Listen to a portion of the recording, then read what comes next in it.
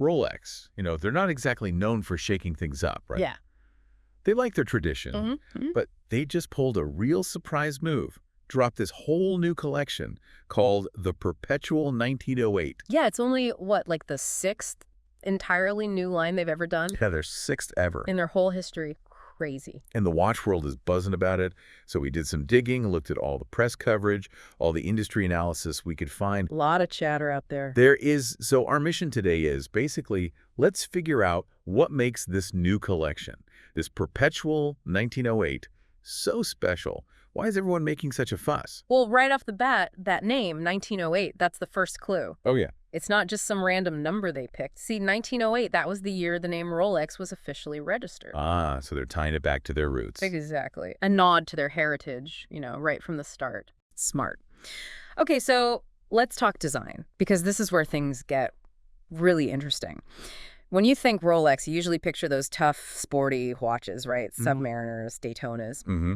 But the Perpetual 1908 seems to be going in a totally different direction.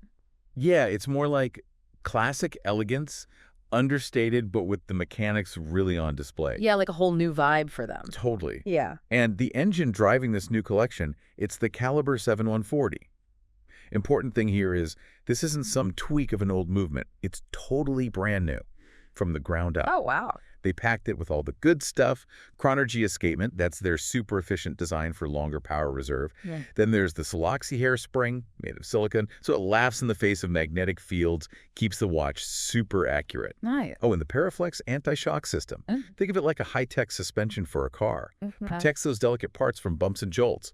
And just for good measure, they went and decorated those movement bridges beautifully. So it's not just a workhorse then, it's a looker too. And I read that the accuracy, it actually beats the standard chronometer tests. But Rolex is known for being, well, indestructible. Does all this fancy stuff mean they're sacrificing their famous toughness? That's the clever part.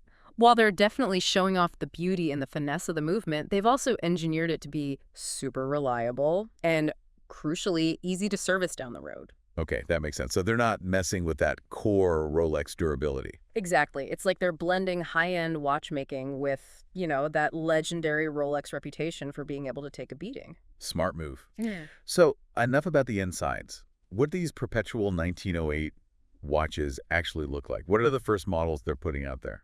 Well, the initial releases, they're all about that elegant vibe. We're talking a time-only model with a small second subdial at 6 o'clock. It's available in yellow gold and white gold. And the details, that's where the magic is. The bezel, it has the subtle fluting. And on that small second subdial, they used Clou de Paris guilloché. That's a pattern of like tiny little pyramids, gives it this beautiful texture. And then those applied numerals just adds to that classic look. Nice. And the size is interesting too. 39 millimeter case. Only 9.5 millimeters thick on the gold version.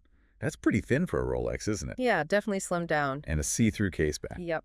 First time ever for a Rolex time-only watch. Wow. So you can actually peek in and admire that caliber 7140. They're also offering it with a president bracelet, which just, leans even harder into that dress watch feel. Makes sense. Okay, but here's the thing. The market for elegant, thin dress watches, it's already pretty packed, right? Oh, yeah, it's a tough crowd. Tons of competition. So why is everyone so excited about Rolex jumping in? I think that's exactly why it's such a big deal. They're intentionally wading into this space dominated by, these big-name, established brands. Bold move. And the prices, well, they're definitely Rolex prices, starting around $22,000 CHF for the gold, and some industry reports are saying the platinum version could be around $28,000. But here's the thing. The early reviews, they're overwhelmingly positive. People are saying Rolex nailed it. They managed to bring that traditional elegance and combine it with their modern engineering.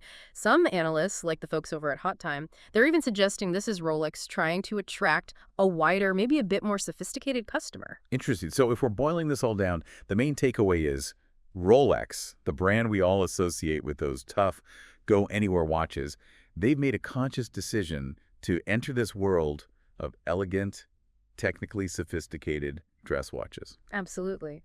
And that leaves us with a pretty intriguing question, doesn't it? How will this new direction impact Rolex's strategy moving forward? What does this focus on, the visual beauty of the movement say about how luxury watch buyers' tastes are changing? Yeah, gives you something to think about. How will one of the biggest names in the game adapt to these shifts in the market. Definitely a lot to ponder. Definitely.